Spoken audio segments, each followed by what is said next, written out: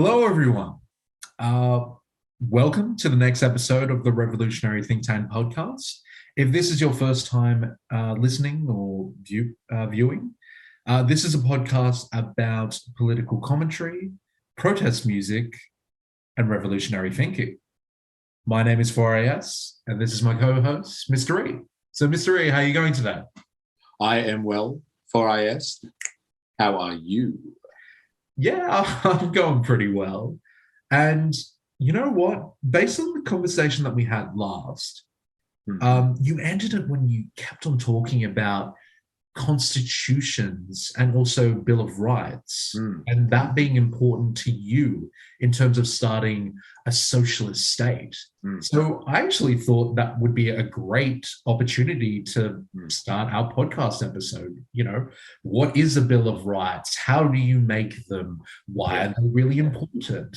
Yes. Yeah, very, very fundamental to the creation of any new society, especially one that's looking to progress and improve on things that have happened in the past. You've got to sit down primarily, I think, before you do any of the flashy stuff, and you've got to list the fundamental components that make up the code of ethics, let's say, or the rules that the people are going to live by, and what protects and secures that society's inhabitants.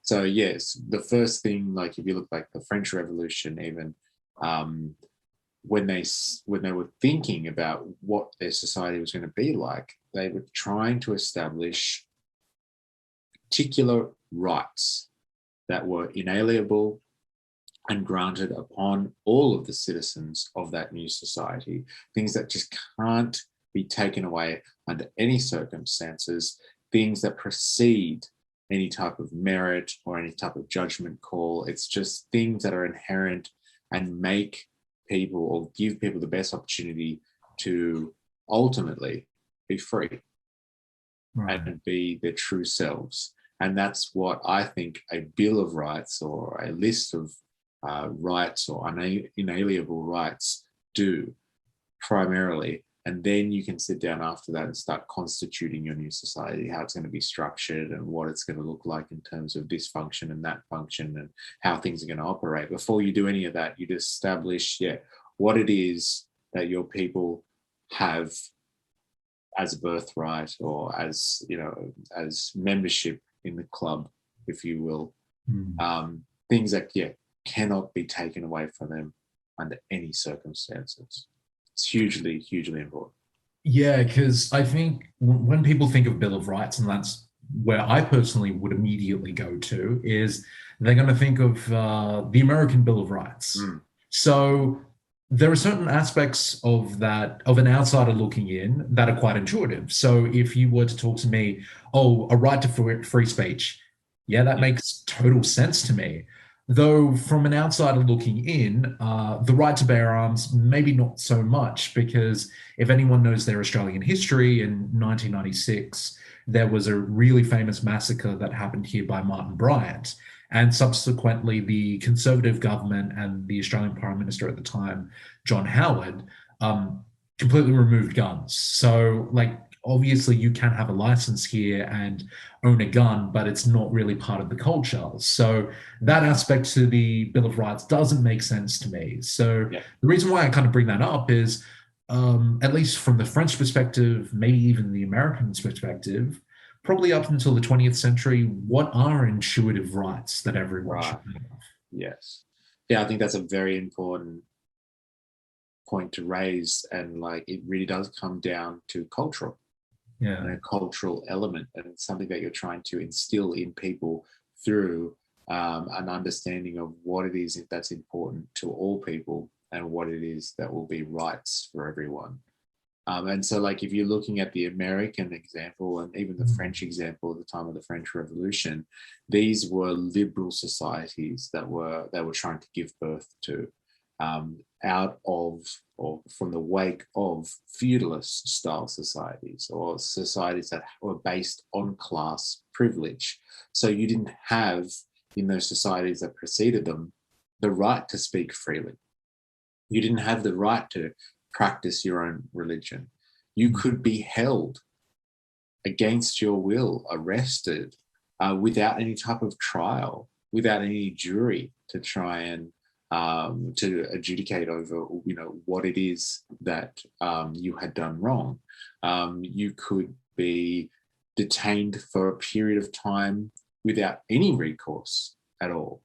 And so you see that, like, a lot of the rights that are starting to be established in the American Bill of Rights, and in terms of the French republics, or the constitution that they were starting to form, their list of rights are really about trying to separate themselves and bring themselves away from the old class-based societies. And they're about trying to establish this idea that all men, especially men at the time, it was just about men, but all men are born equally.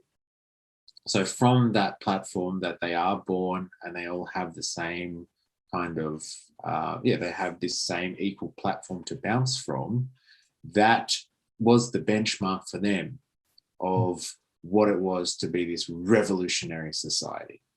If everyone was at least has a chance to start from an equal platform, then everything will be wonderful from then on. Because all they'd known apart from that was you were born into a certain strata of society, a certain class, and that would define you. And for the first time, they were going to set up a society where you were not defined by where you were born and to what class you were born into. You made your own destiny. And that's how all their bills of rights were established in these liberal societies, on that premise only. And I think that, okay, we've gotten that now, and we kind of expect that.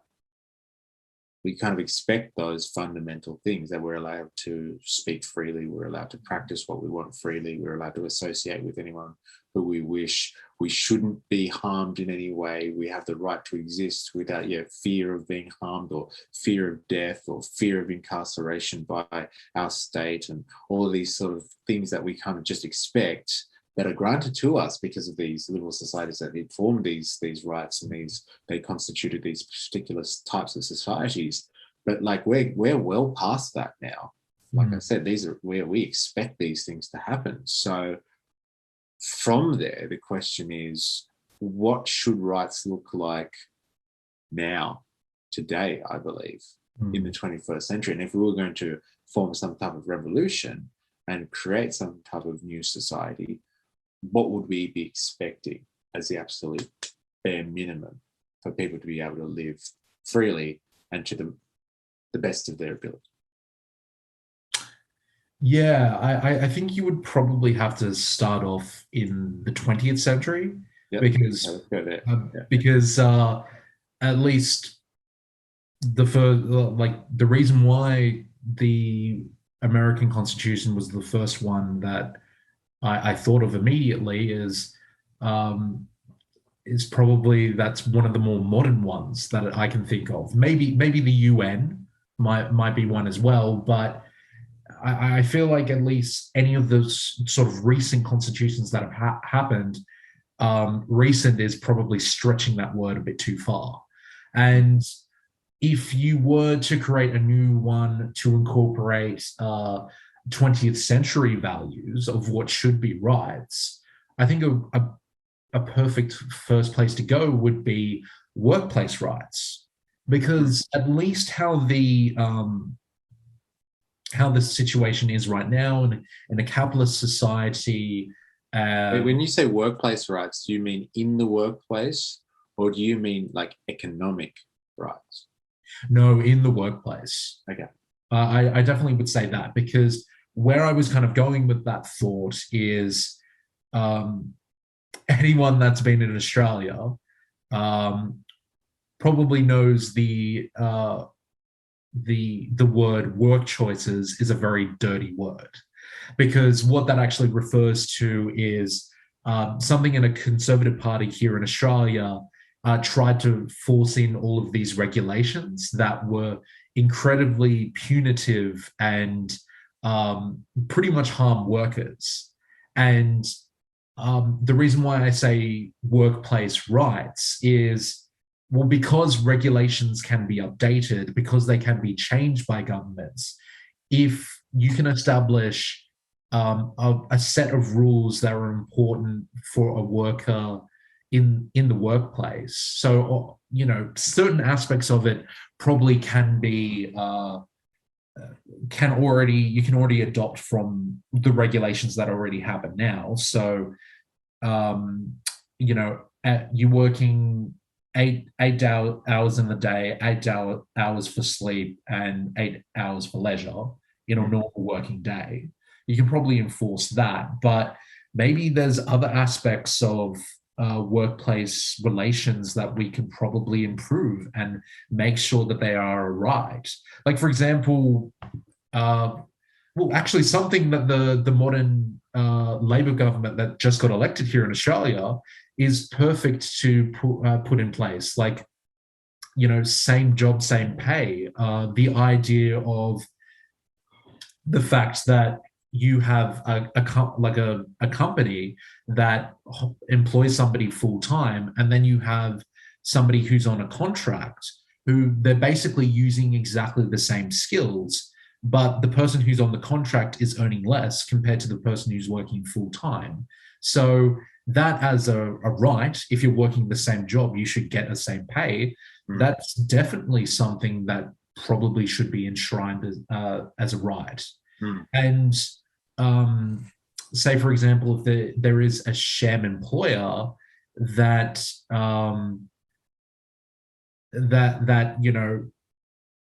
basically gives a person a wage. I'm talking about the 7-Eleven scandal that happened. For those of you who don't know, I think this might have been maybe a decade ago, but 7-Eleven were actually caught up in a scandal where they were giving their employees money, so like their wage, and then they were actually taking some of that money back. Just basically, they were cooking the books and then just ripping off their workers. And that sort of wage theft, maybe that you can make that illegal. Right. Because really it's those sort of loopholes in contracts that they were able to do something like that. Yeah. So again, workplace rights, as in you can't set up those sort of sham contracts to people that, probably don't have a lawyer, and can't actually look at these contracts properly, making sure that that's actually criminalized, like that sort of sham contracting. And that's kind of the idea of what I'm thinking of with workplace. So what I'm hearing is you're talking about going straight into, in terms of a bunch of rights for a new society, workplace protections should be enshrined in those fundamental rights. And so those workplace protections, like what you're talking about in terms of making sure that no one is abusing any type of minimum wage requirements or abusing the need to actually pay workers, the need for there to be equality in pay. So if there are two types of people doing the exact same work, they both get paid and remunerated in the same fashion. And then even enshrining into rights the breakdown for a proper work-life balance. So like you gave the classic example of the 8-hour breakdown of a 24-hour day. So the 8-hour work, 8-hour play, 8-hour rest scenario, which is something that fundamentally in like working people have been fighting for since the start of the modern age and the Industrial Revolution. So like getting those type of workplace, those cultural understandings that we have for the workplace, things that are fundamental cultural expectations nowadays, and actually enshrining them into a Bill of Rights in a modern or a revolutionary society. Very interesting idea. Very, very interesting idea. Going straight for workplace kind of protections in a Bill of Rights. Controversial, and I don't think anyone would have attempted to do anything so acute like that before. But I see your point as to why they are so important. I would have gone for something straight away in terms of 20th century perspective, building upwards, something even more fundamental than that, I would think, in terms of something that should have come about in the 20th century, if like, the 18th and the 19th were about, making societies more liberal and free and all that sort of stuff, then the 20th century for me would have been recognizing some of the achievements of the past couple of centuries, and then enshrining them into an undeniable right for every person. So access to clean water, I think, should be a fundamental right of this new revolutionary society that we're creating. Access to decent sewer or sewerage, wastewater management, that should be a fundamental human right for all people in this new society. Access to electricity, I think, should be, again, fundamental right in this new revolutionary society. These are all things that, through the development of technology and through the last couple of centuries, have been things that we've expected of the modern world. That we have access to clean drinking water now, we have a way to dispose of our waste properly, and that we have access to electricity. Like, it's just something that is just absolutely fundamental to how the world works. How could you imagine a society without electricity nowadays? And then by saying that, how could you imagine not allowing all people to have access to that? Like, it just is beyond belief that you would still have places where there is not electricity. And if there is, which is most of the places in the world, fine, why is that treated as a commodity? Like water almost. Why is that treated as a commodity?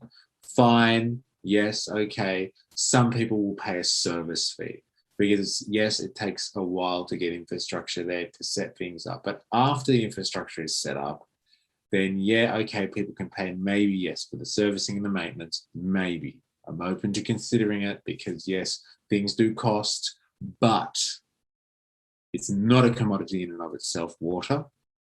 It is something that sustains human life, if not all life on the planet, and electricity, in the same vein, sustains modern life. And so it should not be a commodity anymore. It should not be something which some private entity can use to price gouge and seek profit on.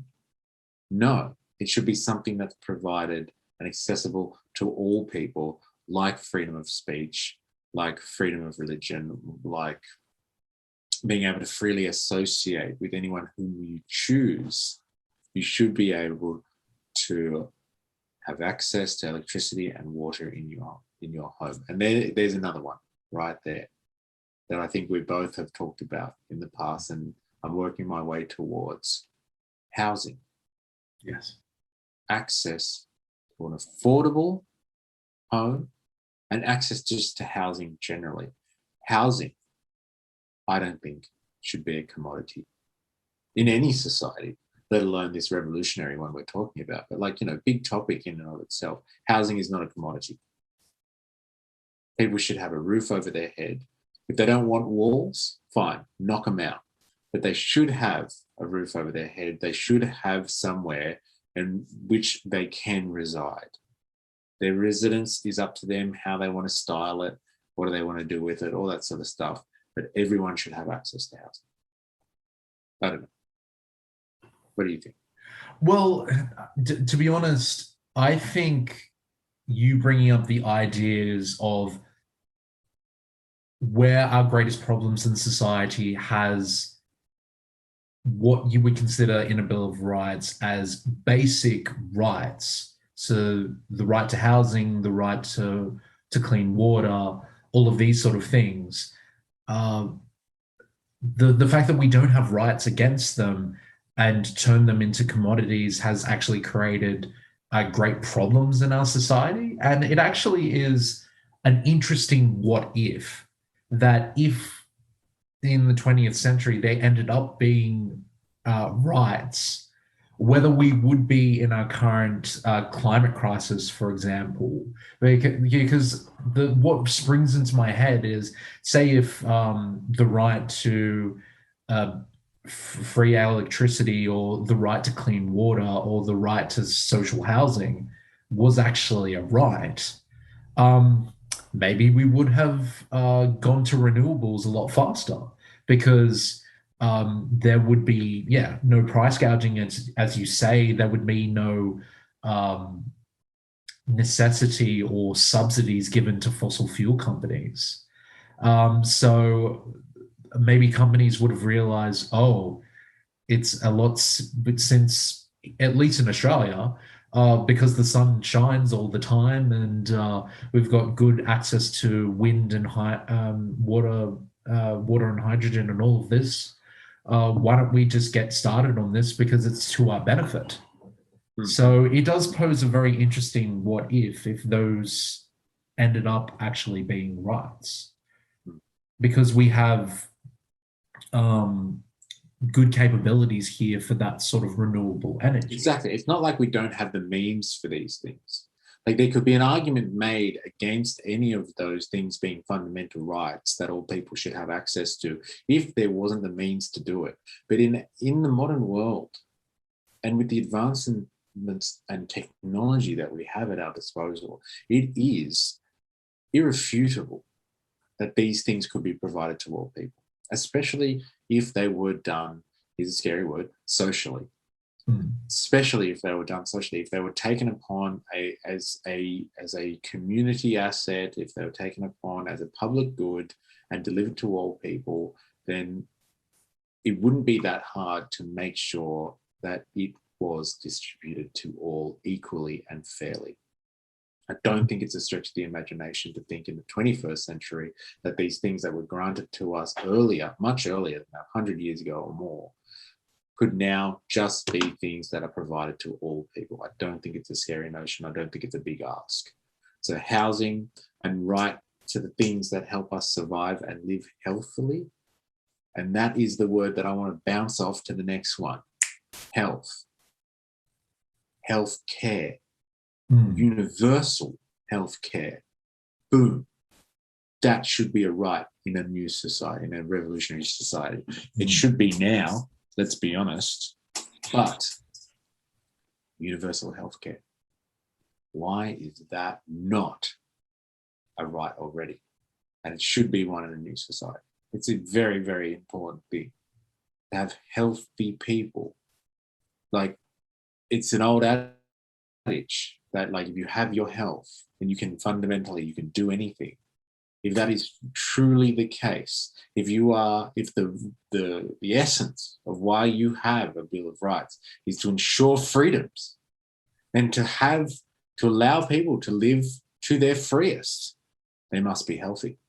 And so to ensure the health of all citizens would only be there, really, to ensure that you're having a truly equal society. So healthcare, I believe, universal healthcare should be another one of those rights.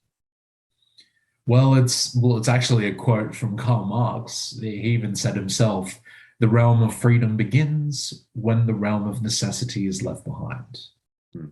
So once you do have these rights, and to be honest, I think I've kind of reversed engineered when I was talking about workplace protection laws, in the sense of, well, we have a society now, what are ways of improving it? You've probably done the right thing of, hey, during the 20th century, and when society, like at least modern society, has progressed, what are things that we can't live without? Can we make them into rights? And I think you are right in the sense that the next one you mentioned is healthcare, because at least here in Australia, we can appreciate that we have in our back pocket that green card that if we do get injured, if we do need to go to hospital, we can bulk bill stuff. And yes. Really, for all we know, if a conservative government comes in and if they're able to successfully pull the wool over everyone's eyes, for all we know, Medicare could be gone in the next 10 years or so. So why isn't it a universal right? Yeah, because that's the thing about a government structure is that things can be just as easily implemented as they are taken away by a government. Yes. Because that's the whole point of budgets, is that a budget is not necessarily, oh, we have this sort of income from taxes and we have this sort of expenses for spending. If you look at a government's budget, it shows you where their priorities are. When a person says to me, "Oh, can we afford this?" It's not necessarily like that's the wrong question to ask. What you need to talk about is the idea of opportunity cost. And for those in the audience, when they don't know what I mean by opportunity cost, it's basically when you have a choice A and a choice B, what is the trade-off if you go for one of those choices? So if we do a whole bunch of defense spending because we want those shiny new tanks, what are we offsetting by taking those tanks and those tanks that cost billions and billions of dollars? Are we sacrificing in our budgets healthcare, education for like public education, like all of these really important things that if we want our future scientists or our future teachers to be properly trained, you know, it was that defense spending in the short term really that important? So that's where I think people kind of lose sight of if we were to kind of turn these into rights, maybe we might be actually thinking in the long term rather than the short term. Yeah, and I think that's why it is fundamentally, when you talk about rights, especially now, and what should be transferable into rights, it comes down to a cultural understanding and an expectation. And so, like, if you set the bar and you set the standard here and say, no question, this is what we expect, and the provision of health services is one of those, then the economic question falls away, because you always have that longer term vision. It's like if you have healthy and well looked after people and it's just budgeted for at all times, then it doesn't come a question about whether we should be cutting from that for some other type of expense or expenditure. It just becomes, this is the gold standard, like we would expect that we just all have clean drinking water, or we have roads or some other type of infrastructure that's just around anyway. Health should be considered in the same way we consider infrastructure then, because it is social infrastructure, if you think of it like that. Like you're saying, it is the building blocks of the future society. So don't look too short term about whether or not it can be provided for monetarily today, because you can't even count how much it's going to contribute to us in 10 years' time, in 20 years' time. It's immeasurable. You can't actually sit down and think about all of the costs, not the costs, the benefits, and how much it's going to bring about in terms of returns in the future. So, like, I think, yeah, it's unquestionable that healthcare should be in there in terms of like modern medicine, in terms of whatever types of medicine you want to look at. We have the means to provide for people's health nowadays. We have the technology to do it. We have the resources to do it. So it shouldn't be really a question of if.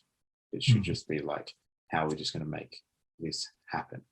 And so springboarding, because you mentioned it in there with health, I think is important too. A little bit more controversial, but education.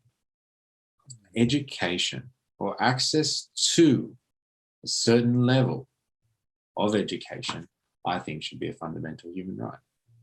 I think it should be penciled in there, in that Bill of Rights to that new society, that people are educated to whatever degree that is. That's where the real debate should be. But there should be a level of education. Like when the French did their revolution, when they started revolutionizing their society, it was a big thing when the people started, educating each other, teaching each other how to read, having like these schools forming in these new, revolutionary little townships and counties and all this sort of stuff. Like being able to read and write is incredibly liberating, and is incredibly important to having a robust and a complex society. Like being able to read and write is fundamental to how people should be able to interact with each other in society in the first place. So you must ensure a certain level of education. And I think there's a lot of developed countries around the world that do this pretty well. They teach their people, or they make sure they're educated up to a certain point. It makes for better workers and better employees anyway. So it's good economics, really. And that's what it all really comes down to at the end of the day. But yeah, educating people up to a certain level and having the infrastructure there to support educating your entire population, whether that be from, when they're very young up until a certain point or whatever, I think that should be listed in there. The right to a decent and fair education should be listed in there as another right.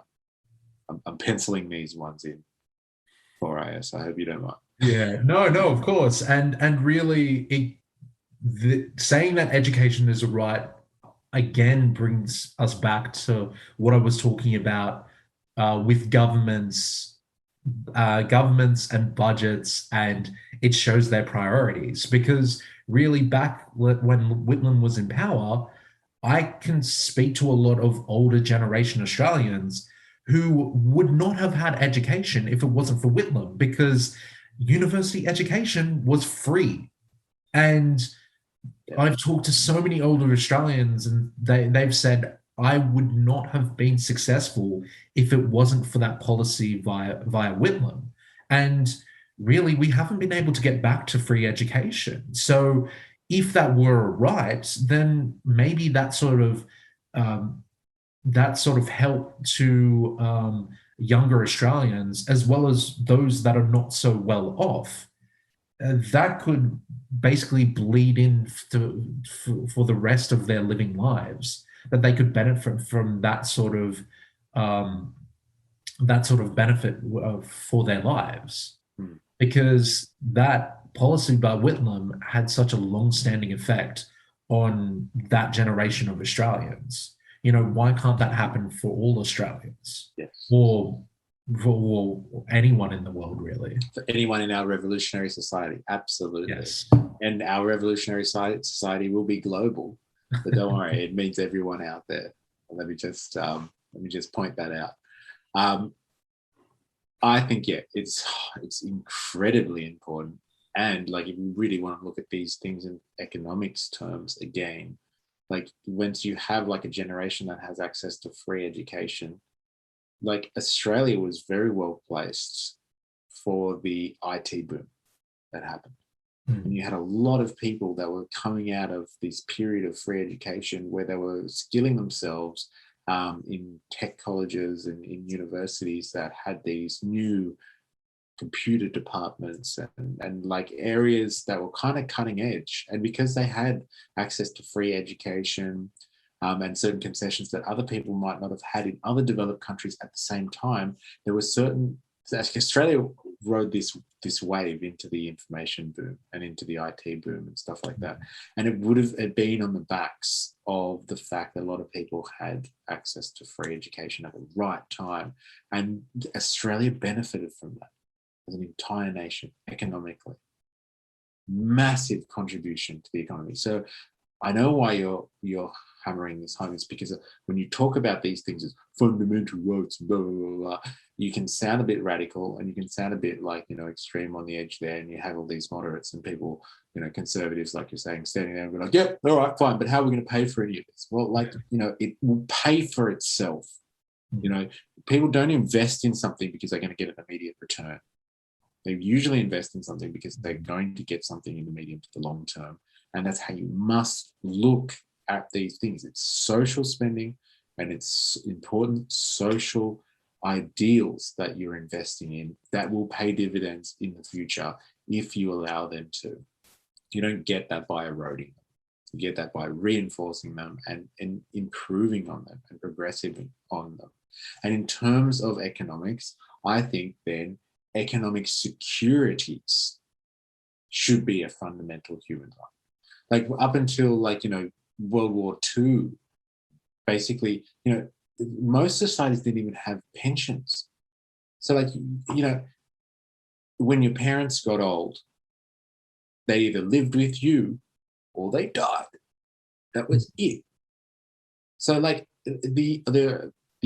idea, the expectation that we have now, I'm going to use this E word, it's the word of the night, this expectation that you look after the elderly, the people that came before you, probably gave birth to your generation anyway, supported you guys, and made society what it was, enough to hand over to the next generation and so on and so forth. You don't just leave them out to starve in the cold and die in these, decrepit old homes and stuff like that. You give them some type of living wage that's paid for by the public purse, and you look after them. Economic security, and that extends the pension not just to the elderly and people that are retired. Economic security comes down to looking after people that can't look after themselves. Like I believe what you would be calling it here for IS, you can correct me, is some type of disability insurance scheme. It's like the NDIS. Things like that. Fundamental, important securities to have in your society. Why not look after people that might not be able to look after themselves? Have that safety net for them economically. That should be. I'm writing it on the list for IS. Hope you don't mind. I'm adding to the list again. Yeah, no. Economic security, pensions, disability insurance schemes. There's actually, probably at this point, we can transition to maybe some more modern rights that should be on there. We've talked about the 20th century, and I feel like we're now kind of shifting to the 21st century. And there's actually one that I wanted to raise. And maybe there's a curious phenomenon that people have noticed. It's not, a super new one, but naturally you'll just be going about your day, and then you'll get a random call from a telemarketer. And it's got me questioning, well, how did that telemarketer get your data? And my thought process from that is, well, how did they get access to your email? How did they get access to your phone number? And that makes me think, well, how did they get access to your data? And should that data be a right of yours? So I want to raise as a right the right to your own metadata, because really the internet over the last 20 years, boom, it's just improved massively. And everyone interacts with social media, interacts with YouTube, all of these programs that collect your data, collect your credit card details, collect all of this data that says everything about you. So if that's the case, shouldn't that information that is about yourself, shouldn't that be a fundamental right of that, right for you? Especially if you have all these social media, these companies that interact with your data that says something about you, it's information, personal information of yours. Shouldn't they pay for that access to your information? I feel like, because basically people talk about when they go onto the internet, it's basically like a second reality. So because you are interacting in a second reality, if people are interacting with your personal information, in most cases, it's quite confidential. Shouldn't they pay for access to that information? You're a funny man, IS. Let me just say that. People paying you for the data they take from you without your consent in most cases. You give consent because you agree to terms and conditions, but let's be honest, you don't really have a choice anyway. But yes, people taking your information from you, storing it en masse, and then using that as a commodity and a tradable item, which they profit off completely at your expense, while in the meantime, you go around leaving more trails of data behind you, creating them even more profit streams. You're suggesting that you should have the right to some share of the ownership of that information. Is that what you're doing? Is that what you're suggesting? 100% what I'm saying. That you should have a right to that little radical man, you for IS. Now that is a really, really interesting point. I think that's crazy, and I think it is something that, like, a lot of people kind of they can touch on, and they can they can sense it, but like they don't really understand, I guess, what it means to them, and like the gravity of the situation either, because I think it is the internet. Then if we're going to go full swing into the 21st century here, the internet is the wild, wild west of the 21st century. And it's an absolute gold mine, and it's out there for some very particular takers, some people that have the means to control that space, and they control it. Let's not get it wrong here. They control it incredibly and down to a crazy detail that they control over that space and all of the information that goes in there. And they are there just collecting information that you are creating for them on a daily basis, to the second, to the absolute, to the millisecond. Every time you do something, it's traced and it's used and stored to be profited from. But this is the interesting thing, though. If you're on the internet and you're leaving traces behind for other people to come and feed off, are you not the one creating that value that somebody else is then appropriating and selling off to someone else, or using for their own means? Are you not therefore creating that value? If you are creating that value, should you not have a say in how it's used, or at least be paid for its use? I do like it when you read my mind, Mr. E. It is the parallel between a very 19th century notion and this very 21st century notion is uncanny for IS, I would say. There's a little quote down there in the bottom of the screen from old mate Marx there.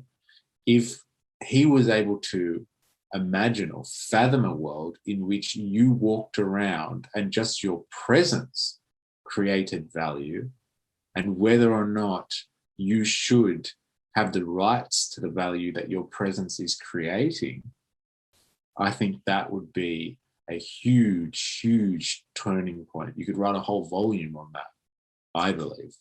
Now, should you have the right then to that data? You're doing all the work by accessing certain sites and leaving trails behind you. Like you brought up an idea of, people calling your phone because they've gotten your number from somewhere, because you might have left a trace of your number somewhere online. But that is pretty light on compared to some of the other invasive stuff that I've seen go on. I've seen people have conversations deliberately about a random product or a random good. And then they'll be like, here, have a look at this. And then they will go on their social media platform of choice and be like, wait, watch it. It's coming. It's coming. And then the ad pops up for the exact thing that they were talking about. So it's not even you just leaving traces wherever you go. The data collection is following you everywhere that an electronic device is. And so you're being watched even when you're not around, or you're not consenting to it by being online and choosing to be online. And so data is being collected around you all the time. And so if your whole existence, even when you're not in the virtual realm, is being logged for some type of profit stream, I think people should have the right to that, at least to say what other people should be doing with it. If not, if they're not going to benefit from it by getting paid for it, fine. They should at least have the right to say what should be done with it. I think that is a good, right, I'm adding that one to the list for Yeah, no, but you do raise a good point there, because I think at least now in 2022, if not people have this story, but somebody that they know of have this story where a big event will happen in their life, like they're getting married or they're about to have a kid, and those select people, whether they make a post on social media about it immediately, like the day of or the next day, oh, having a baby, so such and such place is having a sale on prams. Oh, you're getting married. Have you contacted this person that can advise you on wedding planning? Like, it's almost instantaneous nowadays. And it does make you question the access to data that social media has, as well as other companies. Yeah. So, yeah, I think you've probably lessened the extremeness of what I was saying before. But yeah, definitely, if you are made aware in plain English of, hey, like, this is what you're going to agree to. Do you agree to us using this data? And if you say no, let's negotiate. And an ordinary citizen or an ordinary person should have the capabilities to turn around and say no, because really that's an invasion of privacy. It And is. It is. yeah. Yeah, absolutely. And don't worry, yes, I acknowledge you sign up to it, you say you accept terms and conditions, whatever. There's very different, I believe, it's very different consciously doing that and just signing up to something because you want to get on with enjoying some platform or whatever. It should be, and this is why we're talking about this. Fundamentally, it should be protected, and it should be protected by some list of rights within a country's core set of values. It's a code of ethics, and then supported through its systems, through its constitution. And one of those things should be the protection of your data and your information. So, like, pulling back from this data conversation, though, in terms of, like, just bringing back to those necessities, and having those necessities accounted for, and that's where freedom will begin from, then access to the internet, I believe, is a fundamental human right if we're talking about 21st century stuff. And there was this big discussion, I think a few years ago, about this idea of net neutrality. Now, net neutrality was that idea that, maybe you could have your access to certain parts of the internet curbed by how much you could actually pay for it. So if you could pay for a gold service, maybe you get access to all of the things that you should be able to get access to on the internet. But maybe if you could only afford the silver or the bronze package, maybe you could only get access to a few sites and all of that sort of stuff. So instead of allowing people just this free and open access, as long as you can get yourself an internet connection, you can get access to the same things that anyone could in your part of the world or your country or whatever, your region. You actually limited based on how much you could pay. I think that idea is very perverse. And like the information age, if it's really built up to be this, this wonderful thing where you can have anything at your fingertips, that completely shatters that idea into 1,000 pieces when you start to allow people of certain economic classes more control over access to information than others. That is a very, very, very dangerous and a slippery slope. Having access to information based on your means, as opposed to just being able to access it because you can plug yourself in to the network or something like that. That's a scary idea. And so I think, like water and electricity, internet should be a fundamental human right. I'm on my high horse. this afternoon, 4 AS. But I'm writing it down on the list, mate. It needs to be there. To be honest, I think we've made quite a comprehensive list. I think so too. Well, I feel like we've had a pretty good discussion today, and probably to close it out, as everyone knows that tunes in the synthwave art, you'll probably notice in the background a shroudy figure in the background with a wall full of writing. So basically, the prompt for this one was citizens writing their new constitution. So yeah, just to kind of tie in with our talk of Bill of Rights. So yeah, so everyone, remember to keep thinking and keep learning. And to sign off, I'll leave it to you, Mr. E. Thank you very much. And for all of you out there, please remember, I am, you are, we are a mystery.